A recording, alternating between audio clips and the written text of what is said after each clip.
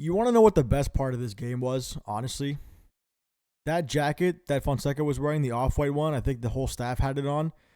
That jacket was pretty tough. I do want one of those jackets. I'm sure it's probably like $5,000 Canadian, but I still do want one.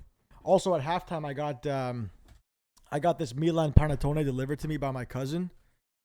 Pretty nice of them to deliver this to me during such a boring game. Kind of a good spirit lifter, you know what I mean? Other than that, I mean, the actual game itself was pretty horrible. The final score today was 0-0 in Milan in the Serie A. I guess defensively they were solid. I did think Thiago and Gabbia today played pretty good in that pairing. Malik Thiago had a great tackle in that second half, at the beginning of the second half in the 50th minute. That was phenomenal, and they gave up 0 goals. The starting lineup for me was a bit of an odd one with players like Pulisic and Chukwueze missing.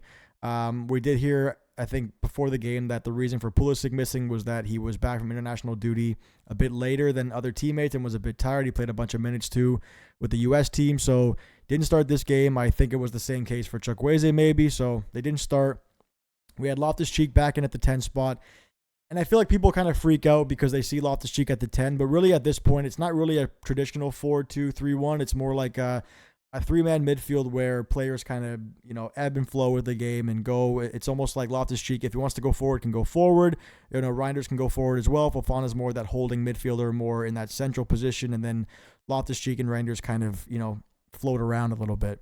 And then Musa at right wing, I guess the thinking there was, the same as it was against Real Madrid, that Musa could help Emerson Royale at the right back spot, which I guess in that case, did help, but I mean, going forward in general with this team today was just so bad. It really was horrible. They looked timid. They looked tired. Just no link-up play between even Rafa Leao and Reinders and Musa. Just the passing was off. There was a combined 3 shots on target this game from both teams. Milan's only shot came in the 93rd minute. There is a severe lack of creativity in this team, like we mentioned before. And I'm just kind of tired of hearing Fonseca say things like, the Serie A is so hard to break down, and the best team and the worst team, the gap between them is kind of minimal. And, we've seen this before. We've seen teams that play a low block and they play compact. Milan can't break them down. And Juve obviously knew that because today they did the exact same thing on defense. They just, they sat very compact and we couldn't do much. Rafa tried to kind of, make some things happen and make some runs, but never got anywhere near goal, really. I mean, maybe just one time I had here.